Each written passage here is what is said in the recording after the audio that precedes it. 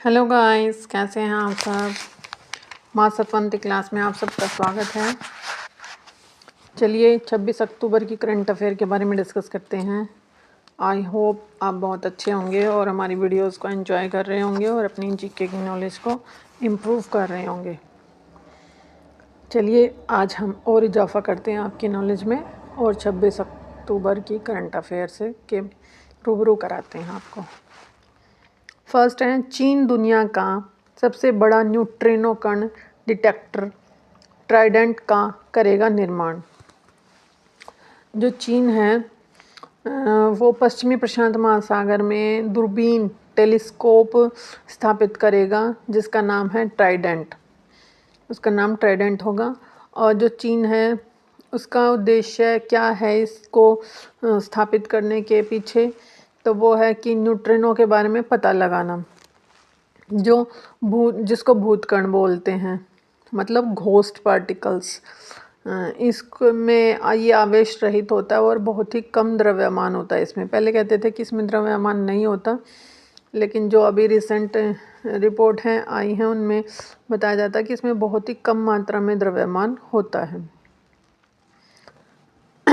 जो न्यूट्रिनो वेधशाला है वो भारत में कहाँ पाई जाती है, तो उसका आंसर है तमिलनाडु के थेनी जिला में पाई जाती है।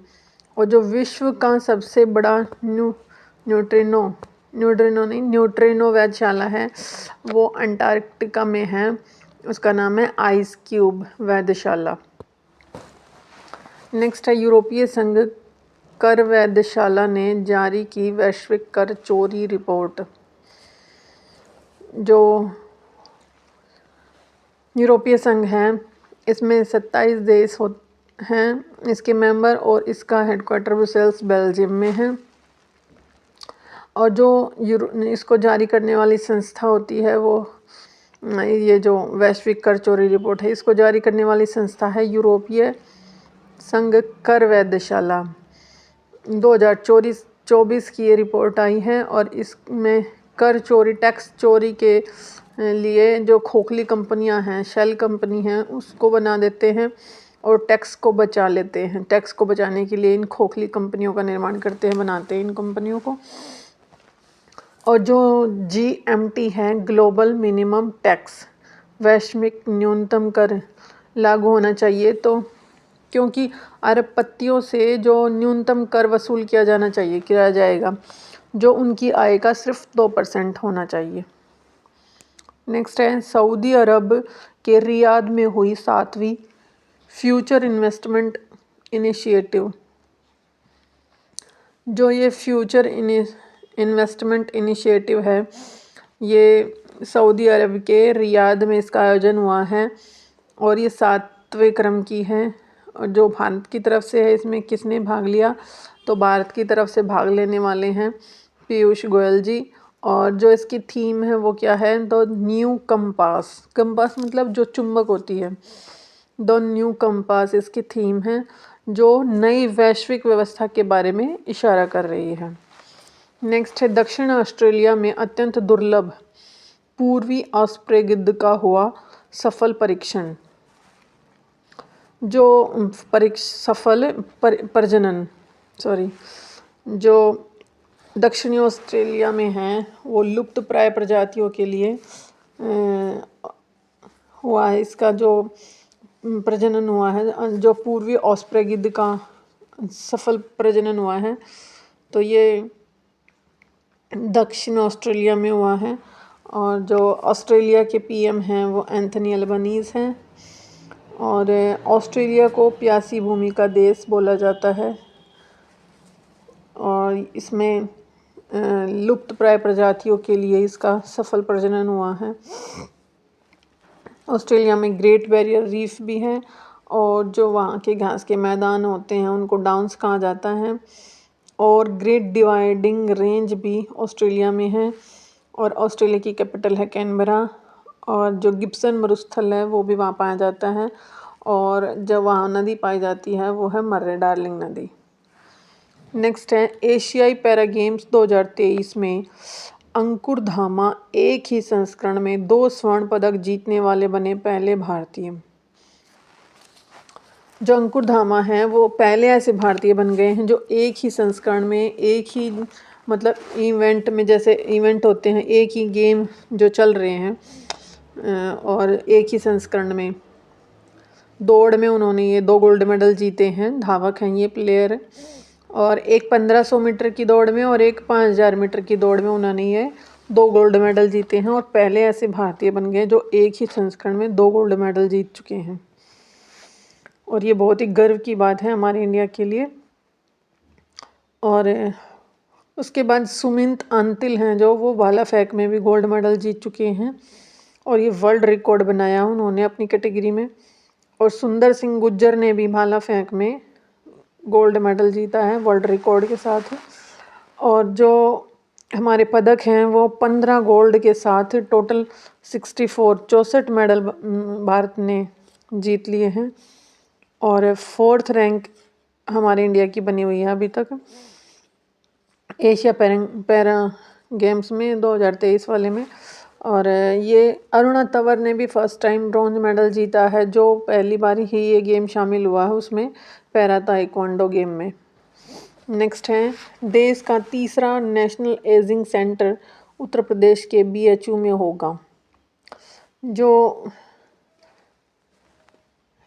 एजिंग सेंटर मतलब एजिंग मतलब वृद्धावस्था में देखभाल के लिए ये शुरू किया गया है BHU में।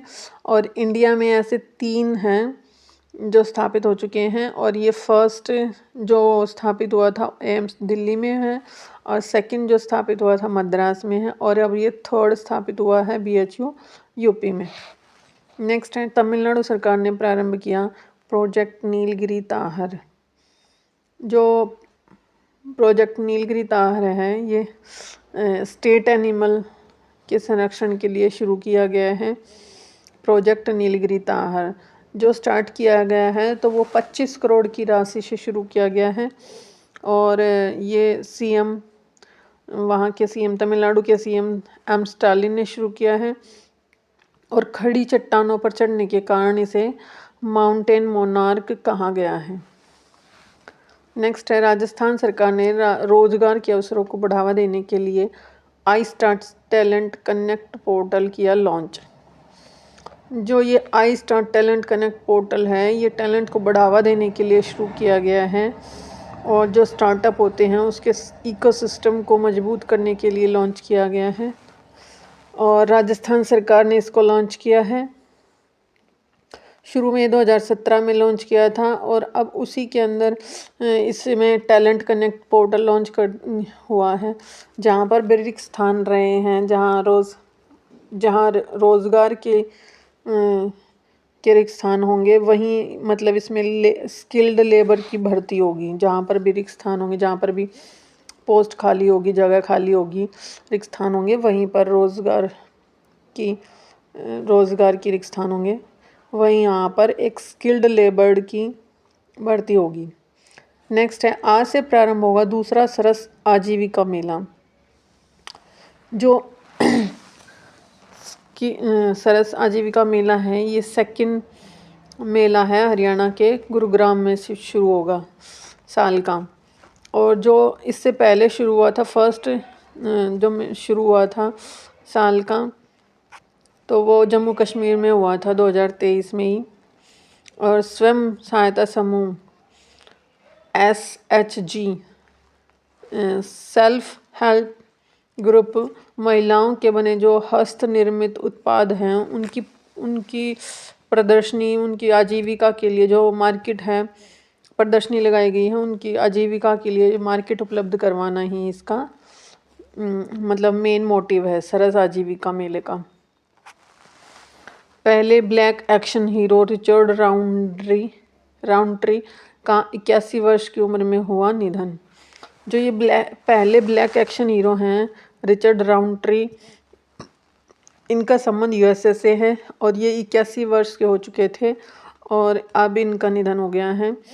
और जो फर्स्ट टाइम जो इनकी फर्स्ट फिल्म थी वो सॉफ्ट फिल्म थी, 1971 में आई थी। और अब इनका निधन हो चुका है।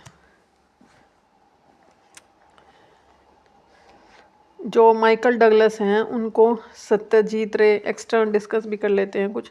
माइकल डगलस को सत्यजीत रे पुरस्कार मिला है, लाइफ टाइम पुरस्कार मिला।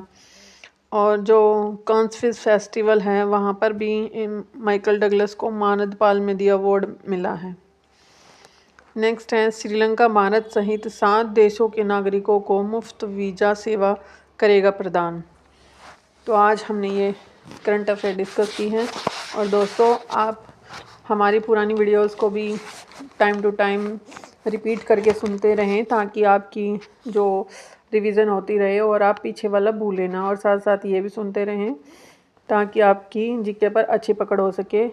और किसी भी एग्ज़ाम के लिए मोस्ट ऑफ एग्ज़ाम में ये आता है, किसी भी एग्ज़ाम के लिए जो है हर एक सब्जेक्ट सेम मैटर करता है। तो इसलिए आप अपनी जीके की पकड़ को मजबूत बनाए रखें। ये धीरे धीरे ही पढ़ने से ही इस पर मजबूत बनती है पकड़। एकदम से जीके को आप कभी भी इम्प्रूव नहीं कर सकते हैं। तो लगातार इन वीडियोस का लाभ उठाते रहे हैं और खूब सारा अपना वीडियोस को वॉच करके लिसन करके और अपनी नॉलेज को बढ़ाते रहें। थैंक यू दोस्तों, हैव अ नाइस डे। आप अपने दोस्तों को भी शेयर करें, लाइक करें और हमें कमेंट करें, मोटिवेट करें। Thank you.